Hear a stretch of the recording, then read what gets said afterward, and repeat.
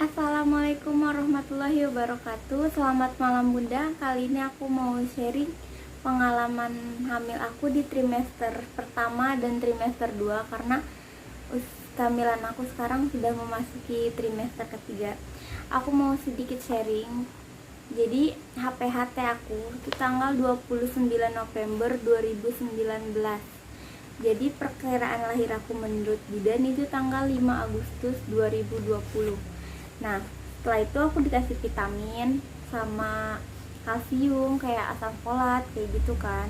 Abis itu 2 minggu setelah aku ke bidan, pas usia kehamilan kurang lebih 7 minggu, aku tuh kayak fleknya itu kayak coklat tapi nggak banyak, cuma sedikit gitu. Nah, aku tuh langsung tanya sama bidan dong, bidan gimana ini saya keluar flek warna coklat gitu. Soalnya pas kehamilan pertama juga pas BO itu aku pertama flek coklat dulu kan.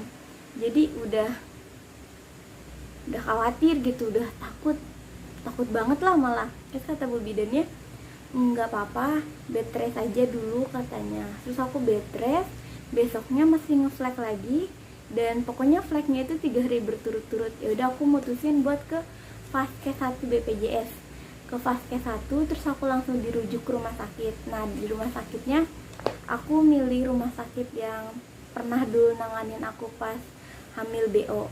Nah, pas di rumah sakit di USG sama dokter, ternyata masih ada kantong, baru ada kantongnya, teman itu 7 minggu kan, jadi belum ada janinnya.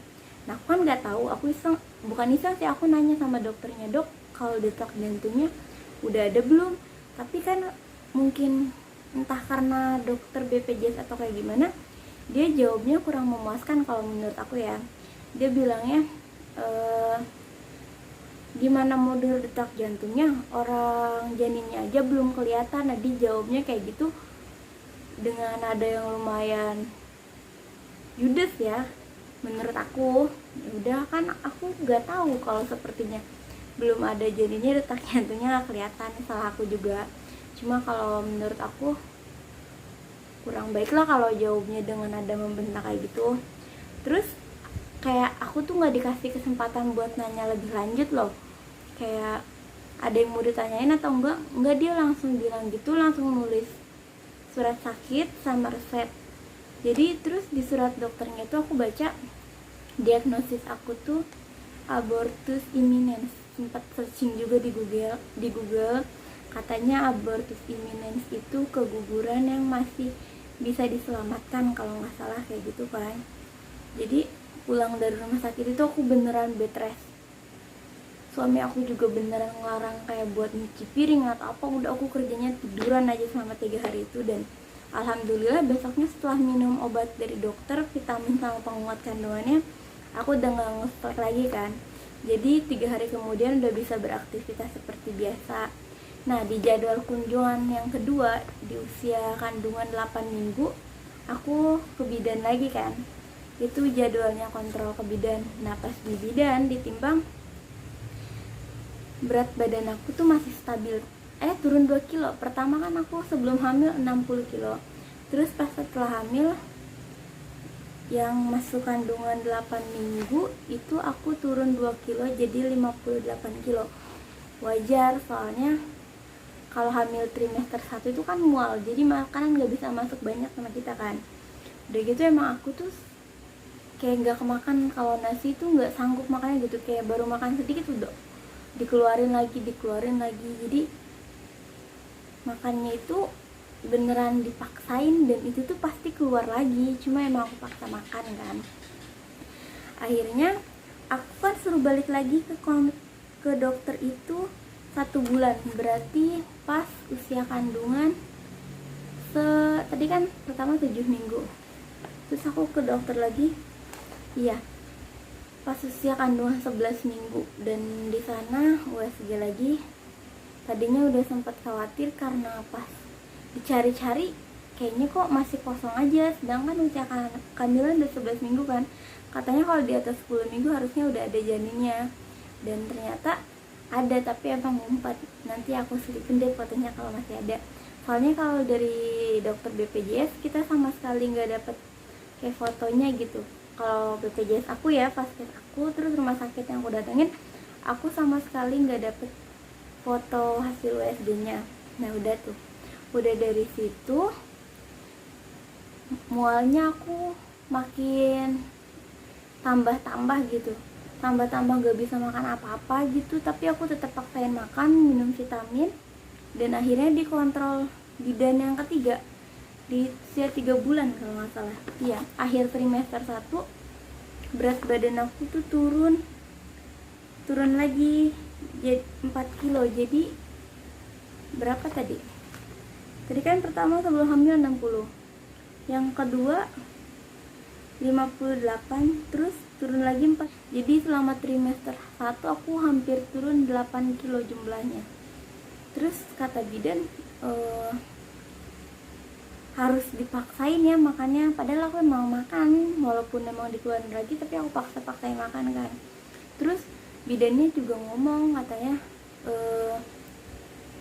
takutnya kalau sepertinya berat badan turun terus, takutnya nauzubillah min dzalik janinnya nggak berkembang. Jadi dari situ aku udah campur aduk lah rasanya, udah worry banget. Tapi kan dia tanamin dalam diri sendiri, kalau hasil USG bagus berarti emang akunya aja yang kurang makan, maksudnya kurang berusaha lagi buat pokoknya udah makan yang enak-enak lah. Terus aku tuh berusaha buat nambahin berat badan aku sendiri. Aku sambil kerja aku tetap makan, emang gak dilarang sih, kayak ngemil terus dibanyakin, minum air putihnya juga dibanyakin. Nah pas akhir trimester 1 udah mau masuk 4 bulan, aku penasaran, aku pengen nyoba USG 4 dimensi kan, soalnya yang dari rumah sakit itu sama sekali gak dapet foto dedek bayinya. Jadi kalaupun aku punya foto itu dari layar difoto sama suami aku gitu. Nah dan jeng